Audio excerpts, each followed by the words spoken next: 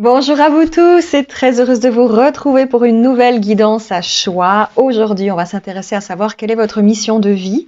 Alors, à mon sens, la seule mission qui est la plus importante, du moins, c'est celle d'être dans la joie, d'être dans le bonheur, de vivre sa vie et d'en profiter pleinement. Bien entendu que certains peuvent avoir certaines choses aussi à régler dans cette vie. Ça peut être des dettes à réparer, des liens à clôturer, des situations à vivre pleinement pour pouvoir s'aider ou aider les autres.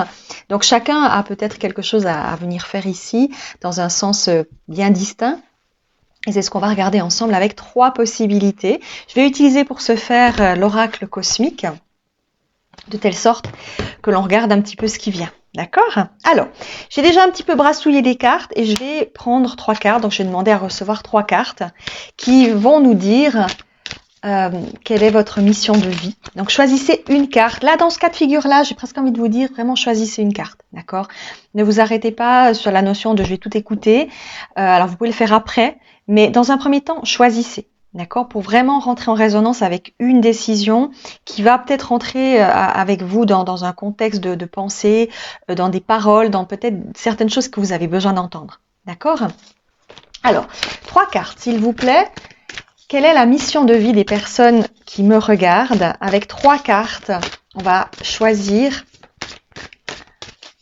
quel est le contexte de chacune des personnes qui viendra voir cette guidance et choisir une de ces 3 cartes. Alors celle-ci, on va prendre la première carte là, encore 2 cartes. Quelle est la mission de vie des gens qui me regardent? Encore 2 cartes, s'il vous plaît. Celle-ci. Non, il y en a trop. Et celle-là. Voilà, magnifique. Alors, on va regarder ensemble quelles sont les cartes qui nous sont proposées. Première carte, nous avons la compassion, avec le numéro 10. Donc une carte très colorée, avec des énergies violettes, jaunes, avec une énergie aussi reliée, ça peut être le chakra de la gorge ici, qui nous est présenté.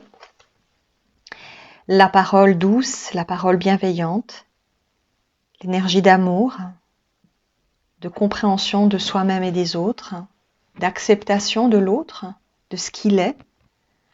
Donc ça, c'est la première carte que vous pouvez choisir. Deuxième carte, l'ombre, avec le numéro 28.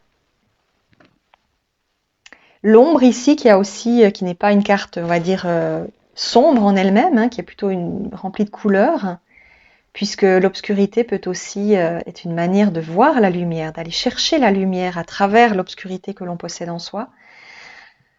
Donc ça peut aussi peut-être faire référence à quelque chose que vous avez besoin de comprendre ou d'assimiler ou de dépasser dans cette vie.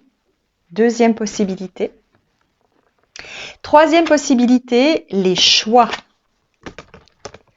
Avec le numéro 8.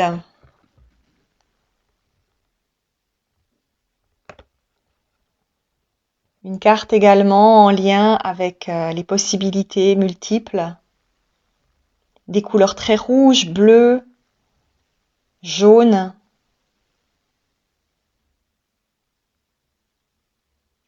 Choisissez la carte qui vous parle le plus pour découvrir votre mission de vie. Et on se retrouve tout de suite. C'est parti. Aloha, groupe numéro 1 qui avait choisi la carte de la compassion, numéro 10, avec l'oracle cosmique. Qu'est-ce qu'on me dit de votre mission de vie? Donc peut-être que là, j'ai la sensation qu'on va déjà aller dans les vies antérieures. C'est la première chose qui me parle. Je vois des combats à l'épée ou sabre. Je dirais des personnes qui ont pu être des cosaques, des gens qui ont en tout cas des personnes qui ont vécu plutôt, je dirais la Russie profonde. Ça peut être aussi l'Autriche. Les costumes que je vois sont un peu l'époque de l'impératrice Élisabeth, de Sissi, c'est un petit peu cette sensation-là. Autriche-Hongrie, il y a cette impression. Mais il y a une notion de se battre à l'épée. Il y a une notion d'être quelqu'un qui se bat à l'épée.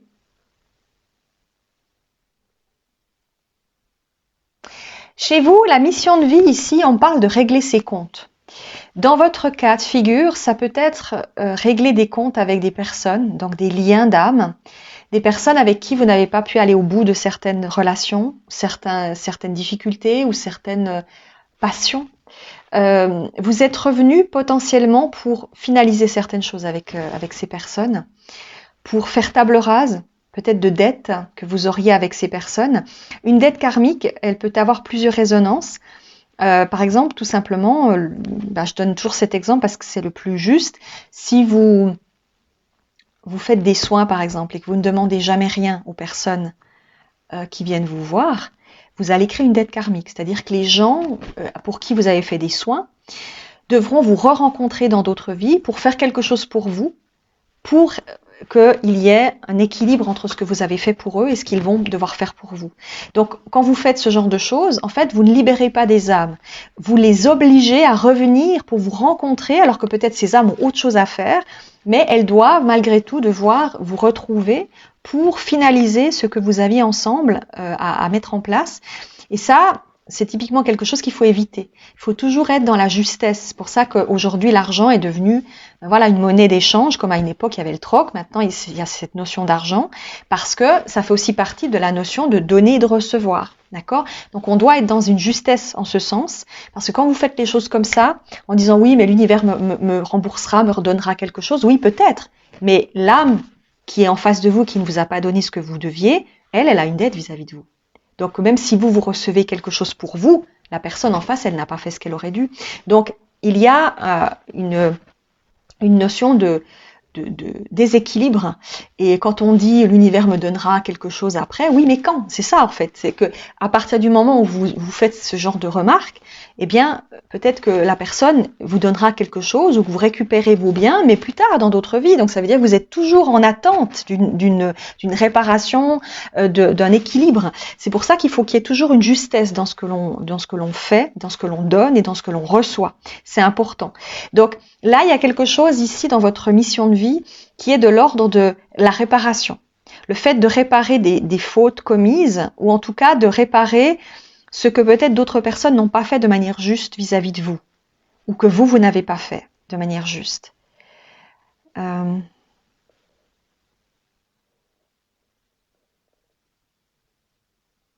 peut être aussi, on me parle de paroles qui n'ont pas été dites. Quand vous n'exprimez pas les choses de manière honnête, quand vous n'osez pas, quand vous passez outre certaines choses, eh bien vous allez finalement pas nécessairement au bout de quelque chose. Vous gardez en vous quelque chose qui va être aussi comme une espèce de blocage. Parce que vous n'avez pas été au bout ni d'une émotion, ni d'une sensation, ni d'un sentiment. Enfin, vous avez bloqué ce que vous ressentiez pour des raisons X ou Y. Et ça peut aussi représenter une difficulté que vous devez dépasser. Parce que votre âme, ça veut dire elle s'est bloquée sur quelque chose qu'elle aurait pu exprimer et qu'elle a préféré taire parce que l'ego de l'humain, en l'occurrence, n'était pas prêt à faire ce pas ou n'a pas ressenti la nécessité de le faire ou a décidé qu'elle ne pouvait pas faire ça pour des raisons X ou Y de perception, de sociétale, relationnelle ou autre. Et là, ça crée un blocage. Donc là, il y a aussi des choses qui doivent être dites. Il est possible que avec ces personnes que vous croisez encore dans cette vie, vous ayez besoin de dire certaines choses, d'exprimer des émotions. Vous vous retrouvez peut-être avec des gens avec qui vous avez beaucoup de peine à vous faire entendre ou avec des gens avec qui vous avez beaucoup de peine à exprimer certaines choses, c'est pas pour rien. C'est parce que vous devez arriver à exprimer les choses de manière claire, sans ambiguïté, en étant honnête avec vous-même et avec la personne en face de vous. Et c'est dépasser une difficulté avec la parole. Peut-être chez vous, il y a aussi une difficulté. Je vois des personnes, encore une fois, qui étaient surtout dans l'action dans le passé. Des gens qui agissaient beaucoup, qui étaient dans le faire, dans l'action. Mais l'être était moins représentatif. Parce que c'était des époques où, là, il y a une notion aussi de masculinité à affirmer, plus que de féminité. Donc, il y a une notion de je dois être dans l'action, je dois faire pour ma patrie, pour tel ou tel système de valeurs de l'époque. Et on sort du cadre finalement de l'émotion et de tout ce que ça peut aussi générer. Et là, il y a aussi un besoin d'exprimer des choses. Donc là, il y a aussi peut-être dans votre mission de vie actuelle un besoin de dire les choses, d'exprimer certaines choses, d'exprimer des émotions, d'aller au plus profond de vous. On vous demande dans cette vie peut-être d'aller justement explorer cette partie-là de votre existence, cette partie plus féminine, oser aller plus loin que seulement ce côté faire, actif, et oser exprimer quelque chose de plus intense à l'intérieur. Donc ça peut vous amener, peut-être au début de votre vie, à avoir des parents, par exemple, qui n'étaient pas dans les émotions, parce que c'est quelque chose que vous avez déjà connu dans d'autres vies, et vous, quelque part, vous êtes dans cette vie peut-être plus émotif, mais vous n'arrivez pas à exprimer. C'est de nouveau cette problématique qui peut être en lien avec le fait que vous devez dépasser ça pour pouvoir enfin dépasser aussi une dette, une difficulté que vous avez eue dans d'autres vies. On vous place dans un même contexte avec des émotions différentes. Et on vous permet de voir ce que ça fait quand on est dans une autre vision que celle que vous aviez eue dans une autre vie. Voyez ? Donc c'est aussi pour ça que certaines choses peuvent paraître plus complexes. C'est dans le but de vous émanciper d'une difficulté. Donc ça peut être aussi un cadre important dans cette mission de vie pour vous, c'est d'aller au-delà de ces dettes et de ces complications intérieures, de ces émotions tronquées. On me dit diminuer même. Qu'est-ce qu'on me montre d'autre avec cette carte par rapport à votre mission de vie? Alors ça peut être aussi justement la parole dans le sens, l'expression, mais pour enseigner, pour apprendre. Il peut aussi y avoir dans votre groupe des personnes qui sont venues ici justement pour prêcher, entre guillemets, ou pour apporter à travers leurs paroles des compréhensions, des valeurs différentes, des expressions, une évolution de compréhension des gens autour d'eux. C'est des gens qui peuvent être considérés comme hors du cadre sociétal, qui sont à l'inverse de ce que vous avez pu être dans d'autres vies, qui sortaient du lot et qui voyaient les choses autrement. Et vous avez envie d'exprimer cette différence, exprimer cette manière d'être, à travers peut-être le fait de parler comme quand on est enseignant, d'apprendre de nouvelles choses à des personnes tierces, ou d'oser exprimer aussi des vérités que d'autres personnes ne veulent pas, par exemple dans la famille, en ayant des parents ou une famille qui est extrêmement étriquée, qui a une façon de voir les choses très manichéenne, on va dire. Et vous êtes dans un cadre totalement différent de ça. Mais vous venez exprès pour amener une compréhension peut-être à ces gens-là, parce que vous-même, vous avez déjà, dans d'autres vies, vécu ce côté manichéen. Et vous avez évolué dans un autre sens, et vous venez apporter aussi une résolution, peut-être dans des liens transgénérationnels, dans des liens familiaux, libérer les âmes de ces personnes qui sont restées dans ce système. Donc vous venez apporter quelque chose en ce sens, dans votre compréhension, dans ce que vous avez acquis comme sagesse, vous venez aussi apporter cette sagesse aux autres. Donc ça peut être aussi votre mission de vie, c'est libérer la parole. Chez vous, il y a aussi beaucoup de choses avec la parole. Et on me montre de nouveau ces deux personnages qui se battent en duel, en tout cas qui sont sur un champ de bataille. Je vois vraiment des uniformes très clairement établis. C'est vraiment 1800, c'est le 19e siècle. Hein.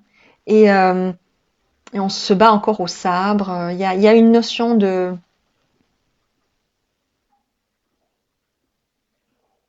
Ouais, il y a une notion comme ça d'honneur aussi. Il y a l'honneur, la dignité, la fierté.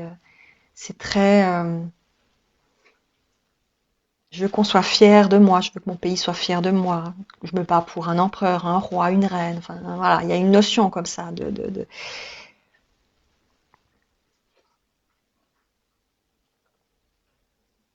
Il y a une notion d'imposer.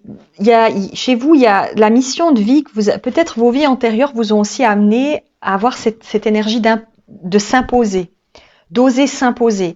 Peut-être que dans les vies antérieures que je vois, vous vous êtes imposé matériellement, socialement, dans la manière aussi de fonctionner, d'être. Et là, dans cette vie, peut-être vous venez aussi vous imposer, mais avec d'autres énergies. Des énergies émotionnelles, des énergies de parole, des énergies de compréhension. Vous venez cette fois-ci vous imposer d'une autre manière. Parce que dans d'autres vies, voilà, l'âme a envie de vivre toutes les énergies qui peuvent exister sur cette terre. Pas seulement le faire, mais aussi l'être. Et quand elle a vécu pas mal de vies où elle a fait, où elle s'est imposée dans le sociétal, dans la vie, dans tout ce qu'elle avait à mettre en place à ce niveau-là, elle va essayer d'une nouvelle manière de voir les choses en développant plus le côté féminin et en allant chercher autre chose que seulement l'actif. Donc là, il peut aussi avoir quelque chose en ce sens. Le besoin de s'imposer, mais dans des énergies d'écoute de soi et de l'autre. Mais surtout, c'est plus un besoin d'imposer des convictions. C'est même pas une notion de j'écoute l'autre. Cette carte de la compassion, elle est pas reliée nécessairement à ça. C'est pas je viens ici pour écouter l'autre et le comprendre et dire oui, je comprends toutes les idées. Voilà. Non, c'est j'impose mes convictions. C'est pas dans un but égotique, c'est dans un but d'amener une ouverture d'esprit, d'amener une compréhension différente de l'existence. Comme si on savait que vous aviez été des guerriers qui s'étaient imposés et qu'on vous dit tu as été un guerrier intrépide, tu as osé t'imposer dans un domaine particulier qui était peut-être la guerre ou autre, et maintenant on utilise tes capacités pour que tu t'imposes dans cette vie, mais sous la forme de la parole, de la prise de position, du charisme, d'une énergie comme ça plus, on me dit musclée, pour aussi faire bouger les mentalités, pour obliger les gens à voir les choses autrement. Pas seulement uniquement en disant comme certains, oui, mais il faut écouter tout le monde, il faut être d'accord avec tout le monde. Non, vous pouvez être des personnes qui sortent du cadre. Le côté, comment dirais-je, mitigé, tout le monde est d'accord avec tout le monde, c'est pas votre truc. En tout cas, dans le groupe, il peut y avoir des gens comme ça, qui disent non, moi je suis pas là pour ça, je suis pas là pour faire du tiède. Moi, je suis là pour imposer. Je suis là pour dire c'est comme ça. Si t'es pas d'accord, ça m'est égal. Moi, je reste dans mes convictions. Il y a cette énergie-là aussi, ce besoin d'imposer les choses. C'est pas encore une fois nécessairement pour vous mettre en avant. C'est parce que vous avez un besoin fondamental de faire bouger les choses. Et ça vous insupporte peut-être aussi d'entendre certaines choses et de devoir faire comme tout le monde. Il y a un besoin de sortir du cadre. Vous pourriez être aussi des indigos, hein. Les guerriers de lumière, par définition, voilà, c'est cette énergie-là.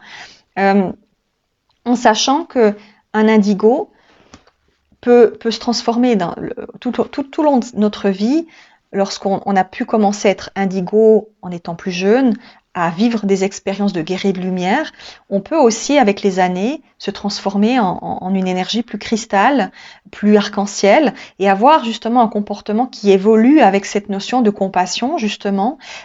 L'être galactique qui arrive avec un comportement de guerrier peut évoluer sous une forme de guerrier, mais différent. On peut passer de l'indigo à l'enfant cristal pendant notre énergie de transformation intérieure. Ça, j'en reste convaincue. Et on bouge dans notre manière de fonctionner, dans notre manière de comprendre le monde, et donc d'intégrer aussi une vision différente à notre manière de, entre guillemets, combattre ou sortir du cadre pour aider et faire évoluer. Et ça, c'est aussi quelque chose, peut-être vous êtes encore dans l'énergie du guerrier de lumière pure, de l'indigo fort, qui impose dans une énergie de fierté. Alors, évidemment, l'indigo, il peut aussi devenir égotique s'il va trop loin dans ce côté-là. L'idée, c'est qu'il faut toujours rester dans une stabilité qui peut aussi être ensuite une ouverture vers autre chose, vers une plus grande évolution de compréhension de l'autre aussi. D'où peut-être aussi l'énergie de compassion. Mais ça passe par des étapes, par des fluctuations. Donc vous, il est fort possible que vous ayez aussi cette énergie-là. Cette énergie du devoir. Les indigos ne supportent pas l'injustice. Ils vont toujours aller se battre pour les choses justes, honnêtes. Ils vont aller au bout de ce qu'ils veulent et il n'y a pas de de tergiversation.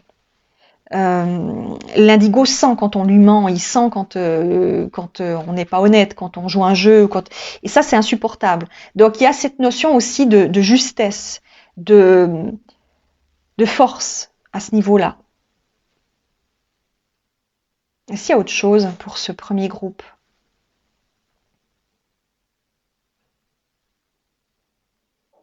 On me dit juste apparence de lumière. Vous pouvez justement être des personnes qui avaient une lumière intérieure qui se voit à l'extérieur. C'est-à-dire que vous avez naturellement une aura particulière. Vous pouvez être des personnes qui justement inspirées, amenées à donner le meilleur. Vous permettez aux gens de donner le meilleur d'eux-mêmes par votre énergie, par votre force. Ça peut être aussi votre mission. C'est d'amener finalement à l'autre l'opportunité de se dévoiler dans sa lumière intérieure, à travers ce que vous donnez et dans l'image que vous apportez. C'est l'exemple, encore une fois. C'est si moi je peux le faire, tu peux le faire aussi. C'est par cet exemple-là que l'autre va se transformer et oser s'affirmer dans sa vision de lui-même. Et c'est ce que vous amenez aussi. Pour ce groupe, je pense que vous avez aussi cette notion-là, cette lumière intérieure que vous montrez à l'extérieur, qui va faire de vous des gens qui amenez un plus. Donc, dans votre groupe, il y a plusieurs sous-groupes, j'ai envie de dire, mais qui peuvent peut-être résonner dans la même sensation. Hein.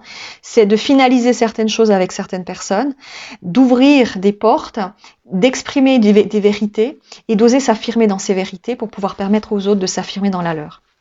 Voilà. Et j'ai tout dit. Magnifique groupe numéro 1. Magnifique. Je fais d'énormes bisous. Bye bye. Et hello, groupe numéro 2 qui avait choisi l'ombre. L'ombre qui peut-être n'est pas que l'ombre, mais aussi une multitude de couleurs qui se cachent derrière l'obscurité. Qu'est-ce qu'on vous dit sur votre mission de vie? Qu'est-ce qu'on veut me montrer dans votre groupe numéro 2? Quelle est votre mission de vie? Alors on me fait faire un 8, c'est marrant, mais on me fait faire un 8, la notion d'infini sur la carte. Alors c'est le numéro 28 qui représente le 1, mais bon, là je sens plus le numéro 8, l'infinité des choses. Alors ça peut représenter chez vous des cercles vicieux, c'est-à-dire que vous pouvez être des personnes, ça résonne pas mal en moi, qui revenez parce que vous avez besoin de revenir pour finaliser, c'est comme si vous refaisiez toujours les mêmes erreurs. Vous êtes peut-être des âmes qui avaient beaucoup de peine à vous émanciper d'une difficulté et vous revenez pour dépasser cette difficulté. Alors vous, typiquement, vous êtes peut-être des âmes qui devraient être aidées à repartir sur d'autres bases parce qu'on a l'impression que vous tournez en rond. Il y a une notion d'infinité, justement. Il y a une notion de je refais sans cesse la même chose parce que je crée toujours les mêmes scénarios. Ça peut être aussi, indépendamment des vies antérieures, dans votre vie actuelle. Vous rencontrez toujours les mêmes personnes, même genre de personnes. Si vous êtes homme-femme, vous avez toujours les mêmes compagnes ou compagnons, même genre en tout cas. C'est-à-dire que vous devez comprendre quelque chose. Vous devez comprendre quelque chose pour en sortir définitivement. Là, il y a quelque chose de l'ordre de la prise de conscience intérieure.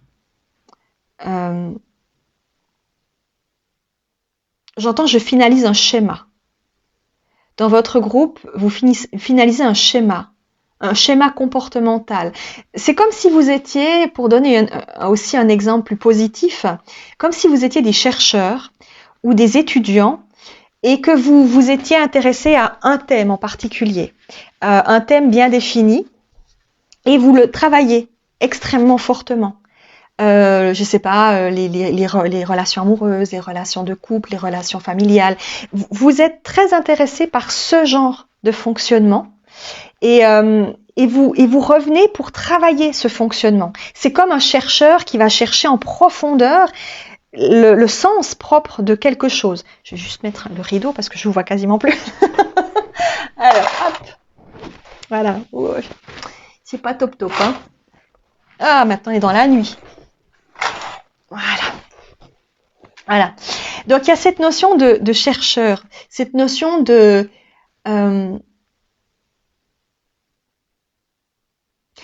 j'entends, j'ai besoin de comprendre. Vous êtes peut-être des personnes qui avaient besoin de comprendre, mais ça peut être inconscient. Hein. Vous n'avez peut-être pas conscience que vous avez besoin de comprendre certaines choses pour avancer.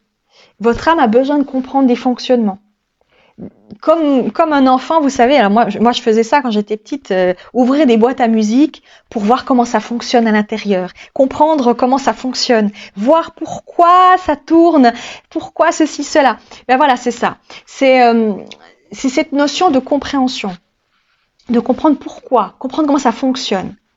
Et vous êtes venu ici pour sortir justement d'un cadre préétabli dans lequel votre âme n'a pas encore été chercher toutes les compréhensions qu'il lui fallait pour aller au bout du processus, au bout de l'expérience, au bout de l'apprentissage. Vous, typiquement, c'est ça en fait. Et avec le 28, le 1 me montre que vous recommencez toujours la même chose. Je pense que ça fait plusieurs vies que vous faites toujours un peu le même scénario. Vous êtes typiquement dans un système où il faudrait sortir de ce scénario. Il faudrait justement casser le processus, ou du moins arriver, c'est pas tellement le casser, c'est arriver à vous faire comprendre enfin l'aboutissement de tout ça. Vous voyez, il y a cette notion de il faut que je comprenne. Parce que quand il y a la compréhension qui s'amorce chez vous, il y a le déclic qui se met en place et on commence à pouvoir faire autre chose. Mais vous avez besoin de comprendre. Pourquoi ceci? Pourquoi cela? Pourquoi ça m'arrive tout le temps? Et quand vous comprenez ça, il y a une prise de conscience qui va faire que vous allez changer le processus et sortir du cercle vicieux. Donc là, il y a déjà une notion de compréhension chez vous. C'est certainement aussi pour ça que vous êtes venu. Votre mission de vie, c'est de finaliser un comportement. Alors, on me dit qu'il peut être destructeur. Un comportement qui peut être destructeur dans la mesure, encore une fois, pour l'âme, rien n'est bon ou mauvais, d'accord? Pour l'âme, tout est intéressant à vivre. Elle ne sait pas ce que c'est que la destruction, ces mots-là qu'on utilise avec cette espèce d'emphase en disant, mon Dieu, c'est dur. Non, pour elle, c'est intéressant, c'est tout. Elle ne sait pas ce que c'est. Enfin, elle le sait, parce que l'âme, c'est tout, mais elle ne l'a pas vécu de manière pratique. Donc, elle a envie de tester dans la matière en disant qu'est-ce que ça fait d'avoir peur, qu'est-ce que ça fait d'avoir mal, qu'est-ce que ça fait ci, qu'est-ce que ça fait ça. J'ai envie de sentir le truc à travers le corps que j'incarne. Donc, ça, elle va le chercher. Et donc, il peut y avoir de la destruction. On me dit même de l'autodestruction, c'est-à-dire qu'elle a envie de comprendre ce que c'est que cette énergie-là, pourquoi on en est là. Donc, ça peut être aussi, vous pouvez être aussi dans un groupe de personnes qui vivaient peut-être la dépression ou les déprimes, les changements, les fluctuations d'émotions assez fortes. C'est pas juste je suis lunatique un jour et puis ça va mieux le lendemain. C'est vraiment plus, c'est plus quelque chose de l'ordre de. Alors on me dit de la psychanalyse, oui et non. C'est une notion, c'est peut-être un mot un peu fort, mais quand on vit une dépression, c'est pas seulement un problème émotionnel, c'est aussi quelque chose au niveau de notre cerveau. C'est quelque chose qui est de l'ordre voilà, c'est une problématique physiologique aussi. Il faut pas non plus se mentir à soi-même. C'est quelque chose qu'on doit dépasser aussi en ce sens et comprendre pourquoi on est rentré là-dedans. Et ça peut être quelque chose qu'on a eu de mère en fille ou de père en fils ou de père en mère ou enfin je sais rien, enfin de tout ce que vous voulez. Il y a une notion de, ça peut être aussi quelque chose de génétique. Il peut aussi avoir cette énergie-là. Et ça dépend des personnes, ça dépend des tempéraments, ça dépend de plein de choses. C'est complexe en fait comme vision. Et chez vous, il peut y avoir cette expérience qui est vécue. Donc vous avez pu grandir dans une famille qui avait potentiellement ce genre de problématique parce que ça fait partie de ce que votre âme a envie de comprendre, d'interagir dans son expérience d'âme. Interagir dans cette énergie-là. Parce que pour elle, c'est intéressant de voir ce que c'est dans la matière, de comprendre d'où ça provient, comment est-ce qu'on peut le dépasser, comment est-ce qu'on peut le comprendre, qu'est-ce qu'on peut faire avec tout ça, comment on peut repartir sur d'autres bases. Vous voyez, il y a aussi une notion de renaître à soi-même. Vous pouvez aussi être des personnes qui vivaient des vies où il y a toujours une renaissance. Sans cesse, il faut repartir sur d'autres bases, il faut recommencer, remettre l'ouvrage sur le métier. C'est comme s'il y a comme ça quelque chose aussi peut-être chez vous de cet ordre-là. Il y a toujours des recommencements perpétuels dans votre vie. Alors vous me direz, on fait ça un peu tout le monde, mais il y a des personnes, c'est beaucoup plus marqué. Je parle vraiment de personnes qui ont toujours cette sensation que il faut toujours recommencer sans cesse. Ils peuvent jamais s'arrêter et se dire je vais vivre tranquillement. Non, c'est tout le temps une bataille. C'est toujours je recommence. Quand j'ai fini une bataille, je recommence une deuxième. Et ça. C'est aussi un cheminement comme ça. C'est une mission reliée à cette compréhension. Vous voyez, il y a quelque chose dans cette énergie-là. Quoi d'autre dans cette mission de vie? Pour le groupe numéro 2, on me parle de composantes de l'existence. Comprendre. Vous êtes un peu, encore une fois, des chercheurs qui essayent de comprendre quels sont les composants de l'existence. C'est quoi l'existence? Là, on part dans le métaphysique, dans le philosophique. Vous pouvez aussi avoir cette façon de voir la vie aussi. Hein. Vous pourriez, il y a des philosophes ou des gens qui ont une philosophie de vie ou des concepts qui ont besoin en fait d'avoir un fonctionnement aussi très structuré qui va vous aider à dépasser certaines difficultés, peut-être justement psychologiques, mentales, émotionnelles. Vous avez besoin d'avoir une structure, peut-être aussi. Alors peut-être pas pour tous, hein, dans votre groupe, mais pour certains en tout cas. Il peut y avoir aussi cette énergie-là. Il y a un besoin de comprendre les composants de l'existence. Comprendre à quoi ça correspond, pourquoi, comment.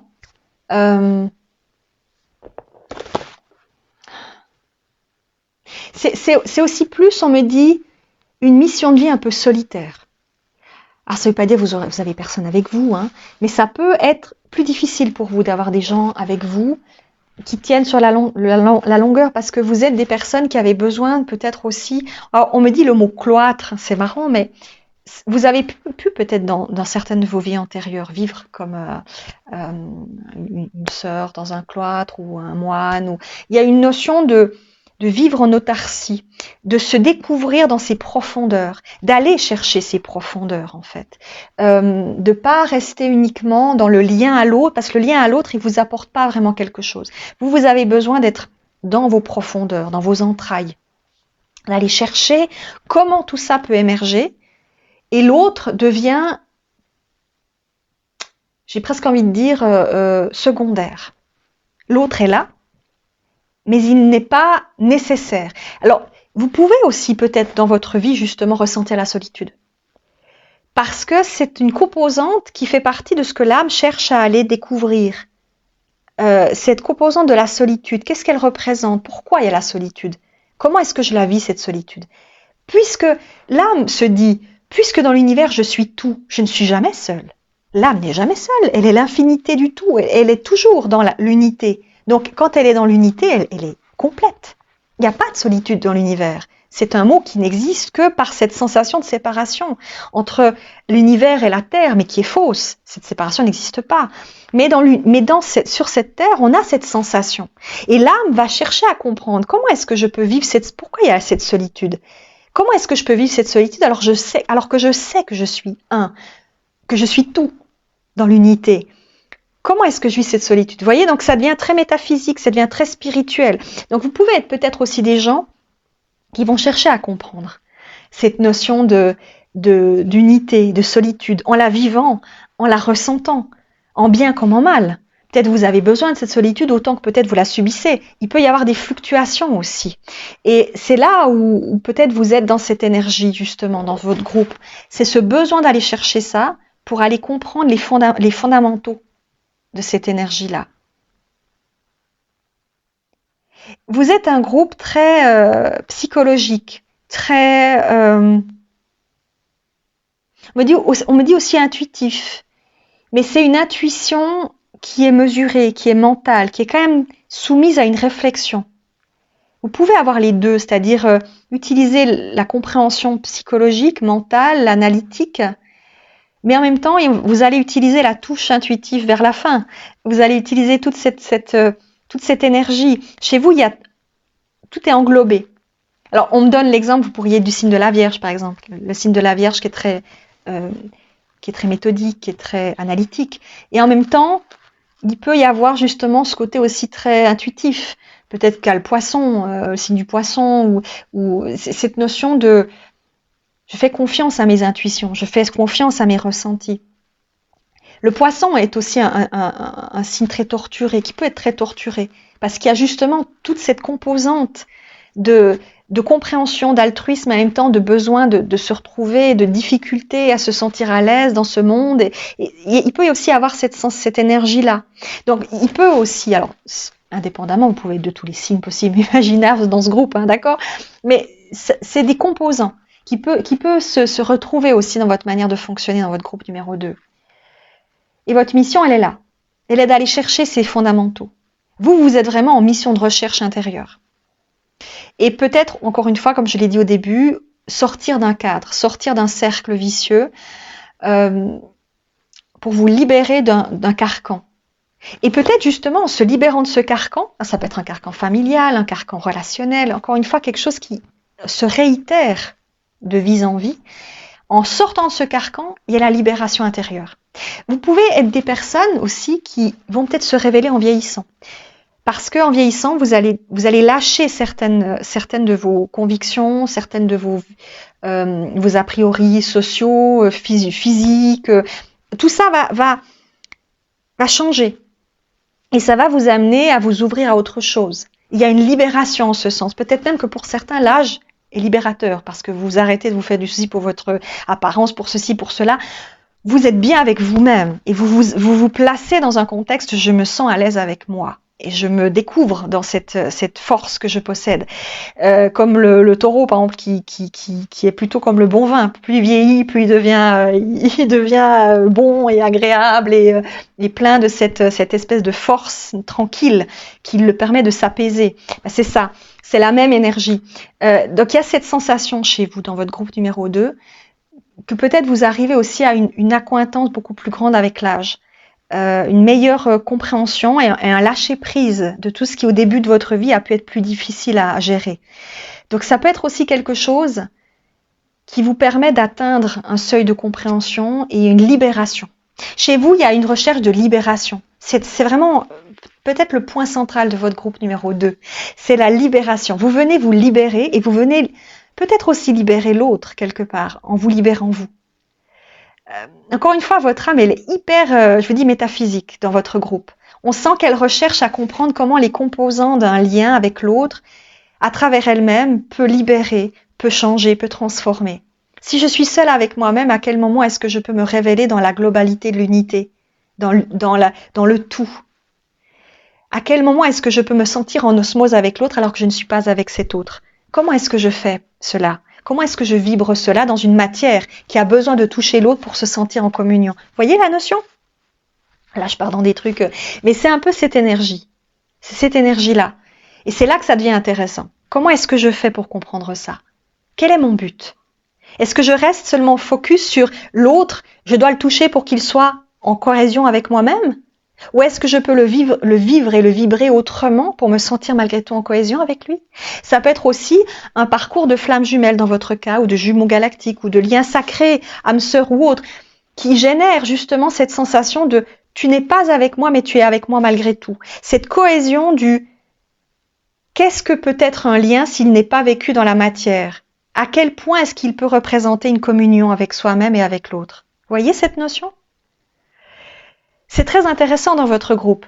En fait, il y a aussi toute cette réflexion derrière tout ça. La réflexion de l'unité. De se libérer du contexte matériel pour vibrer l'unité du tout dans sa possibilité infinie. Vous voyez? Waouh! Donc, il y a de la sagesse aussi chez vous. Il peut aussi y avoir beaucoup de sagesse qui se définit avec le temps. Qui se découvre avec le temps.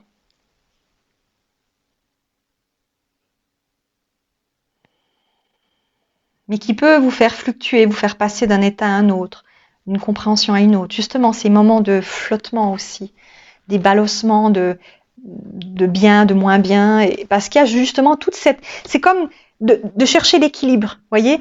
Comme quand vous êtes dans des variations et vous cherchez la bonne variation pour que il y ait cette sensation d'équilibre qui naisse à travers une vibration, pour que la vibration devienne quelque chose de soignant, de guérisseur. Il y a besoin de trouver la bonne fluctuation. Et c'est ça qui chez vous, c'est un doux, une appréhension de la vie qui doit se faire dans votre groupe. Et on doit trouver la bonne source vibratoire pour que cette vibration permette une vision de la vie et un apaisement intérieur. Et ça peut prendre plusieurs années, ça peut prendre un certain temps, jusqu'à un aboutissement. Le but, je pense, pour votre âme, c'est qu'à la fin de cette vie, ou en tout cas, le mieux, ce serait cette vie, bien entendu, ou à un autre moment, il y ait cette complétude totale.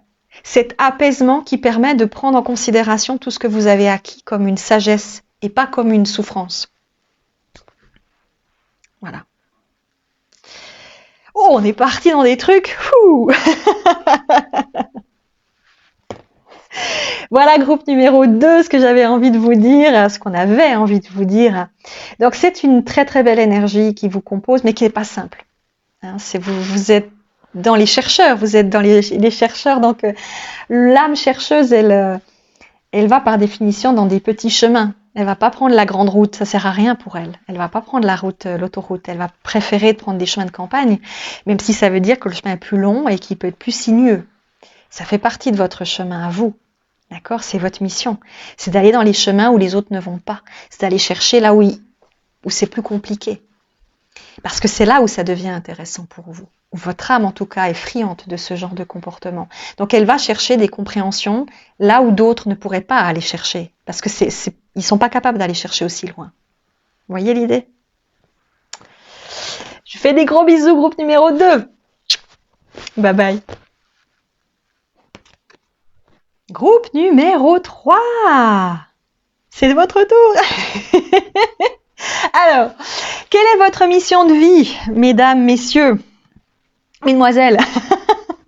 Je ne sais pas si on dit encore mesdemoiselles.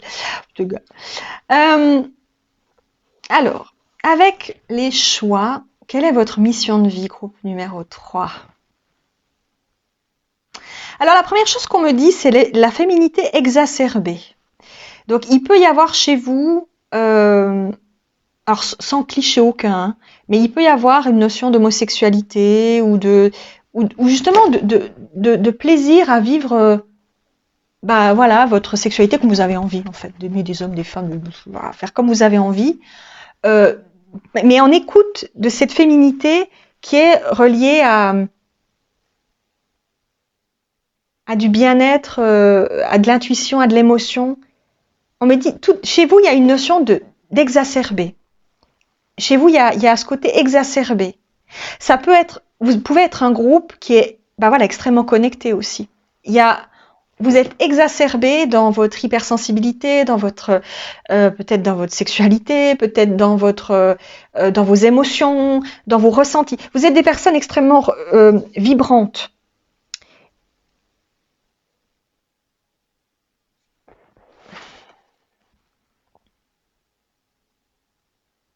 Alors vous, il y a aussi tout plein de choses. Quand je regarde les vies antérieures, chez vous, c'est waouh, il y a beaucoup de choses, il y a beaucoup de choses qui me viennent à l'esprit.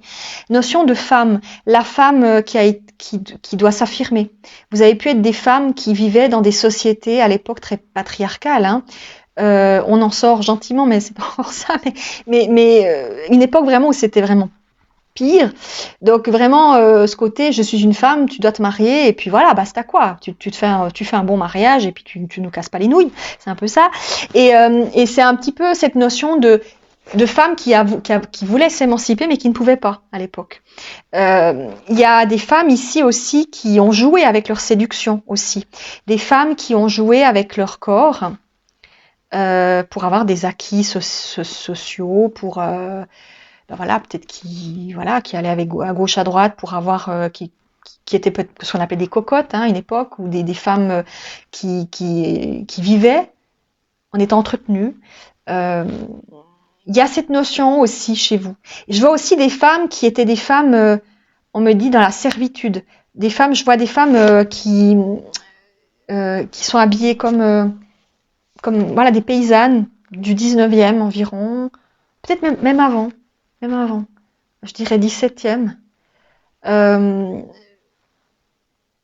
vous vois laver du linge, faire beaucoup de corvées, vivre dans la maisonnée et avoir beaucoup de choses à faire. Ici, il y a beaucoup d'énergie féminine. il y a une recherche d'une émancipation. En fait, c'est comme si on me disait, vous avez pu, dans votre groupe, vivre dans des époques où les femmes, encore une fois, ont beaucoup souffert.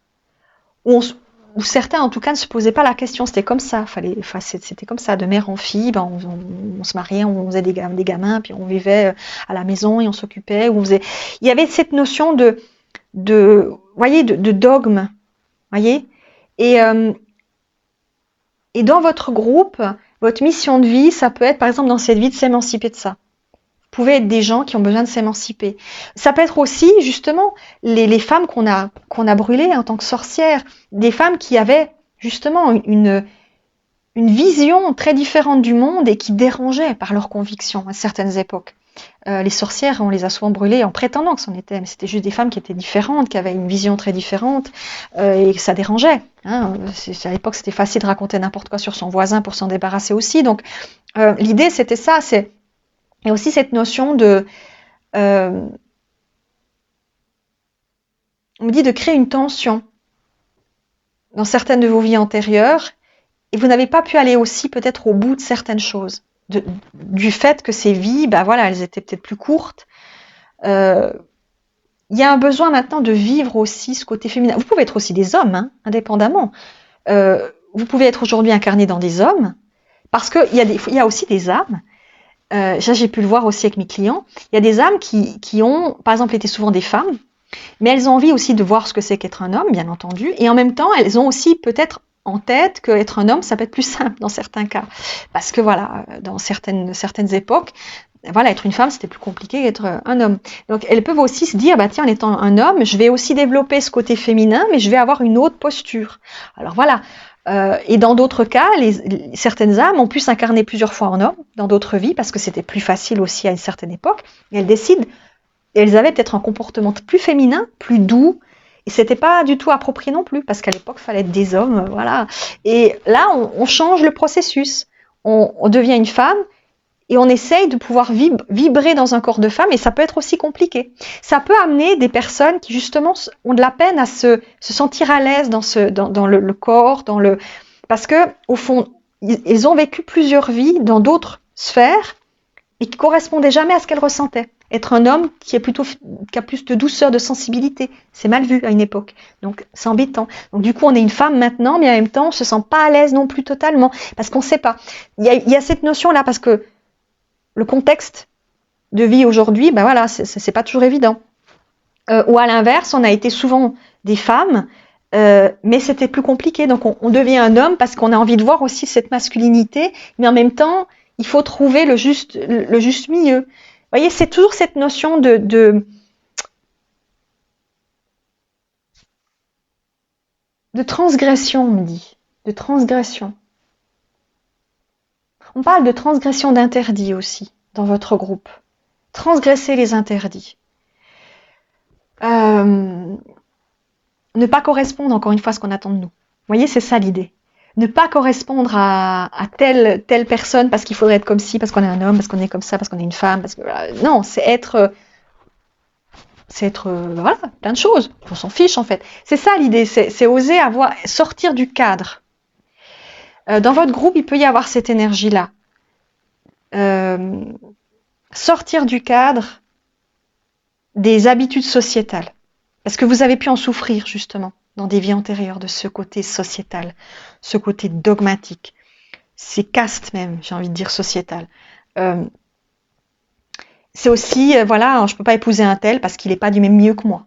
Typiquement, vous pourriez être des gens qui, dans cette vie, bah, justement, va vous confronter à ça, soit par la différence d'âge, soit par le niveau social qui est différent. Vous allez chercher toujours autre chose parce que vous voulez pas rester dans un cadre qui est fermé.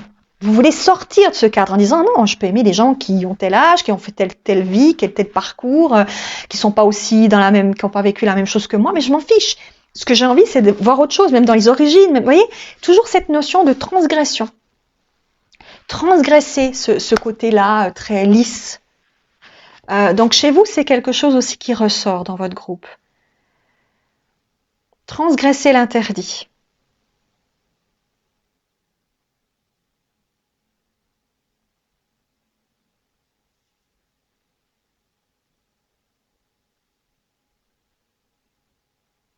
Et aussi, on me parle de femmes superbes. Il y a aussi ce côté flamboyant chez vous. Dans votre groupe, alors encore une fois, dans chaque groupe, il y a un petit peu des sous-groupes, hein, il y a un peu de tout, mais dans votre groupe, il y a aussi ce côté flamboyant. Osez montrer ce côté flamboyant. Peut-être que dans certaines de vos vies, vous n'avez pas pu être dans cette énergie-là et vous auriez aimé. Ou au contraire, vous avez joué avec ça. Ça peut être aussi quelque chose qu'aujourd'hui, dans cette vie, vous vivez moins bien. Ou vous cherchez justement moins le regard des gens. Il y a une recherche intérieure peut-être différente. Mais je vois aussi des femmes je vois des mondaines. Je vois des femmes mondaines.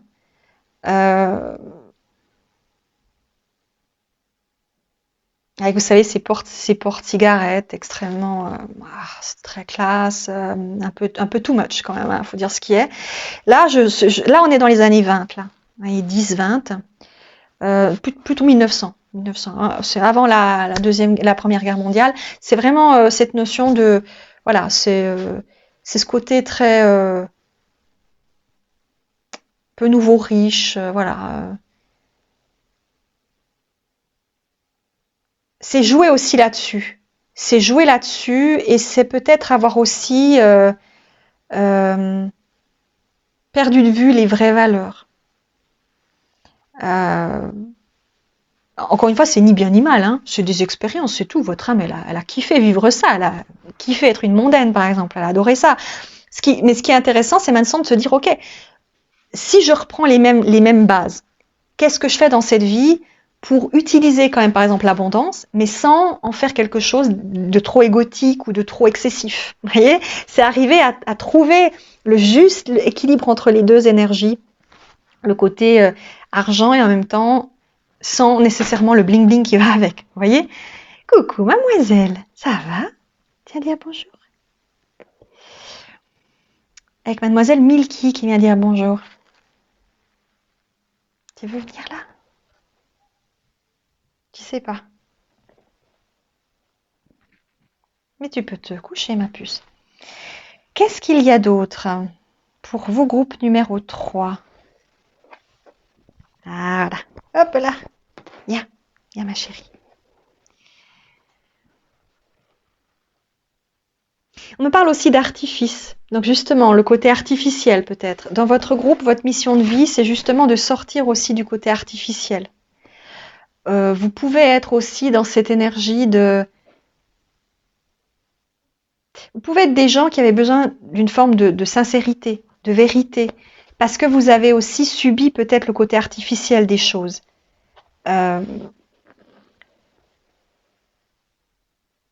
Dans cette vie, vous êtes peut-être amené à sortir de ce côté-là, d'aller plus dans le côté sincère de qui vous êtes.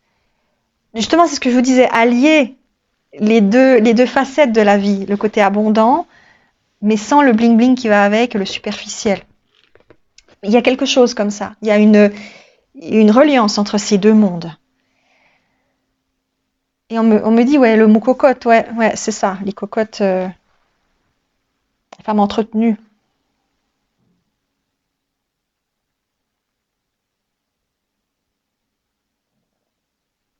Et puis il y a aussi un côté très, j'entends, donner ma vie pour l'autre, très excessif. Ce côté, vous avez pu être des femmes aussi qui auraient tout donné pour un homme, par exemple. Mais c'est vraiment de l'extrême. C'est vraiment une dépendance extrême, affective. Vraiment un côté... c'est de l'amour, c'est de la passion dévorante en fait. Il peut aussi y avoir quelque chose dans votre groupe de l'ordre justement du lâcher-prise à ce niveau-là. Si vous n'avez pas pu aller au bout d'une relation, parce qu'il y avait une passion dévorante qui vous a peut-être coupé dans votre élan, parce que l'autre ne pouvait pas vous offrir ce que vous attendiez, ou qu'il y avait des conditions sociétales qui n'étaient pas pleinement et entièrement ouvertes à ce que vous vouliez vivre, il peut aussi y avoir là quelque chose que vous devez, je dirais pas casser, mais voir aboutir une relation pour la voir dans toute sa globalité. Ça ressemble un petit peu au groupe numéro 1, il y avait aussi un peu cette notion-là. Mais là, c'est plus que seulement j'ai loupé le coche avec quelqu'un. C'est une passion tellement dévorante qu'elle a peut-être un peu, entre guillemets, bousillé votre vie. Parce qu'elle vous a fait voir quelque chose qui n'était pas normal, qui n'était pas juste. Peut-être que vous êtes censé rencontrer de nouveau cette personne pour vous rendre compte peut-être que cette personne n'est pas telle que vous l'auriez imaginée, parce que vous l'avez sublimée. Vous savez, des fois on sublime les gens parce qu'on les connaît pas vraiment. Et en fait, quand on vit avec, on se rend compte que bah ouais, c'est une personne comme vous et moi, hein, aux toilettes tous les matins. Ouais, bah voilà, elle est normale. Donc il y a aussi ce côté aller au-delà de ça. Et quoi de mieux que de vivre une relation lambda, d'avoir une relation avec une personne que vous rencontrez et puis ça matche tout de suite. Et en fait, voilà, parce que vous allez au bout d'une passion qui peut-être ne se finira pas bien. Hein. Ça peut être une relation qui n'aboutira pas après. Voilà, c'est-à-dire vous allez vivre un temps ensemble, après vous vous quittez. Mais c'est parce que comme ça, vous finalisez quelque chose. Vous voyez l'idée? Vous finalisez quelque chose et vous faites aboutir cette passion, mais dans la matière, pour vous en libérer. Il y a aussi cette notion de libération de quelque chose. Ça peut être aussi une passion dévorante pour quelque chose, plus que pour quelqu'un. Une passion que vous n'avez jamais pu assouvir. Et dans cette vie, vous l'assouvissez parce vous avez besoin d'aller au bout. L'âme, elle a aussi besoin de ça. Elle a aussi besoin d'aller chercher au plus profond de ce qu'elle a ressenti avec son humain ou son humaine, l'intensité profonde qu'elle a envie de voir dans la matière se réaliser, vous voyez? Et donc, il peut aussi y avoir dans votre groupe ce besoin-là, d'assouvir une passion. Alors, peut-être que dans cette vie, cette passion est différente. Je sais pas, vous êtes une passionnée de, je sais pas, de n'importe quoi de particulier, peinture, chant, j'en sais rien, n'importe quoi. Et vous devez aller au bout du processus pour aller toucher du doigt ce que vous n'avez peut-être pas pu toucher à un moment donné. C'est toujours cette notion-là. Si vous n'avez pas pu dans une vie faire pleinement quelque chose, vous devez pouvoir y accéder à un moment donné. De telle sorte aussi que vous puissiez vous en libérer. On ne peut pas se libérer de quelque chose tant qu'on n'y a pas goûté. Il faut pouvoir aller au bout d'un processus. Sinon, vous bloquez le processus et vous n'allez pas pouvoir vraiment découvrir la pleine entièreté des choses. En ce sens que des fois, il faut aller au bout du processus, c'est tout. Et quand vous l'avez vécu, ok, vous vous dites, c'est bon, j'ai compris. Soit c'est très bien et ça continue, soit vous avez compris le truc et ça s'arrête. Mais il faut pouvoir le vivre. Et dans votre groupe, c'est cette énergie-là. Et mademoiselle.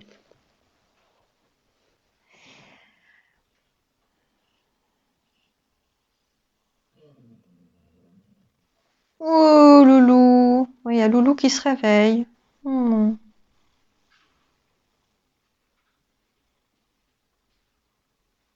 Qu'est-ce qu'il y a d'autre pour vous, groupe numéro 3?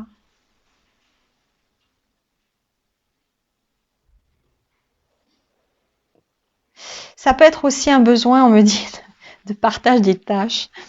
Encore une fois, le côté féminin ici, homme ou femme, peu importe. Ce besoin d'être dans l'honnêteté. Vous pourriez par exemple être un homme dans cette vie et vous avez beaucoup de peine avec, je sais pas, le côté que vous devez, c'est vous qui faites tout le temps tout et vous sentez que vous n'êtes jamais soutenu. Pourquoi? Parce que peut-être dans une autre vie vous étiez une femme et il n'y avait pas de partage des tâches. Et dans cette vie, vous devez vous affirmer dans le fait de dire non, c'est pas toujours à moi de tout faire. Je suis plus d'accord dans mon travail de devoir me fatiguer, pour pas dire autre chose, alors que les autres ne font rien. Vous voyez, vous pouvez être quelqu'un, par exemple, qui dans cette vie, on vous donne toujours les trucs à faire alors que les autres pourraient le faire à votre place. Alors soit parce que vous subissez cette chose-là, ou alors à l'inverse, vous êtes quelqu'un de contrôlant. Vous avez toujours besoin de faire les choses vous-même. Vous avez peur de déléguer parce que si c'est pas moi qui le fais, ce sera pas bien fait. C'est un problème. Ça veut dire qu'il y a quelque chose que vous venez travailler en ce sens ici.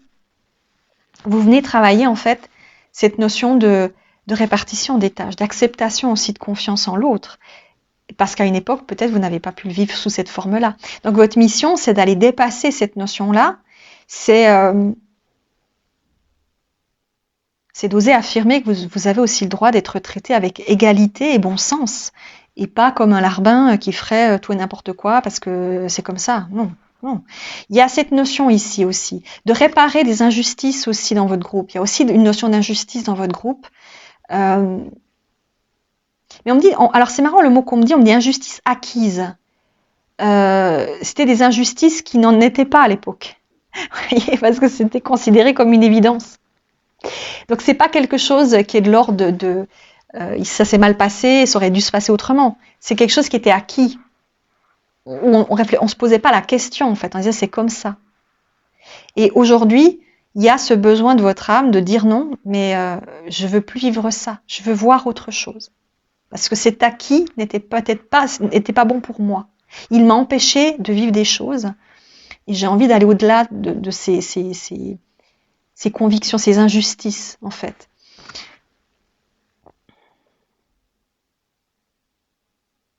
Alors, on a le numéro 8 ici. Le numéro 8, c'est quand même beaucoup de la matière, hein, c'est l'abondance, encore une fois.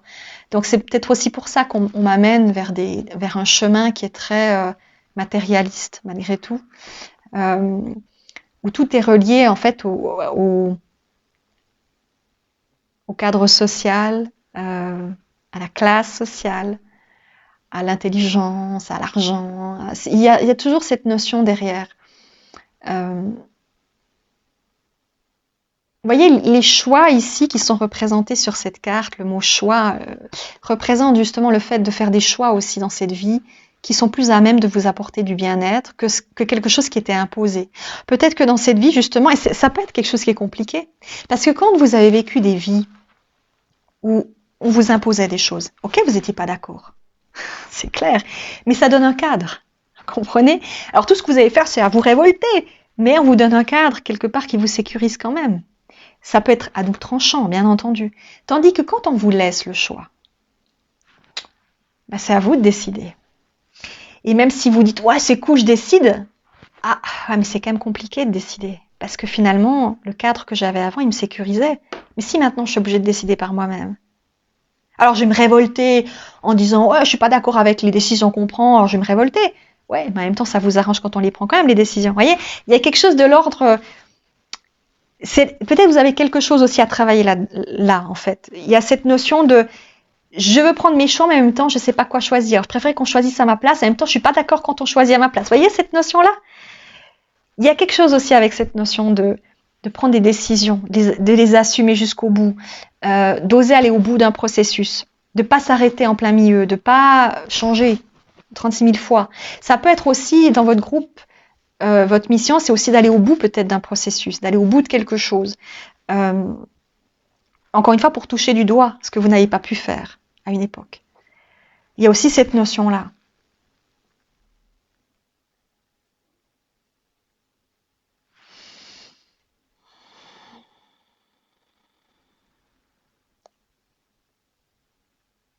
Et on me remonte une image avec une mondaine. Je vois un homme avec un monocle, bien habillé, queue de pie, etc. Une femme avec un chapeau, avec une plume, une robe. C'est très, voilà, très 1900, quoi. Et il y a ce côté très clinquant. On veut montrer ses belles perles, son beau collier. C'est très excessif. Donc ça peut être quelque chose que vous avez vécu. Et qui aujourd'hui, ben voilà, rentre en résonance avec ce que je vous explique. Donc votre mission, c'est de dépasser tout ça. C'est de savoir faire vos choix. Peut-être qu'on vous met devant des choix et que vous devez fondamentalement dans cette vie devoir les prendre. Mais aussi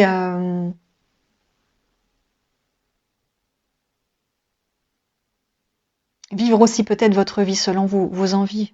Pas nécessairement selon le côté sociétal, justement, le côté... la vie des autres, en fait, on s'en fiche. C'est ça aussi. Il peut aussi avoir cette notion. Vous voyez, il y a plusieurs choses dans votre groupe. Hein. C'est tout un chemin intérieur que vous êtes en train de vivre dans cette vie. Votre mission, c'est d'aller au-delà de tout ça. C'est en même temps d'oser faire vos choix, mais en même temps, sans qu'il ne soit dicté par des conditions sociétales ou une image qu'on attend de vous.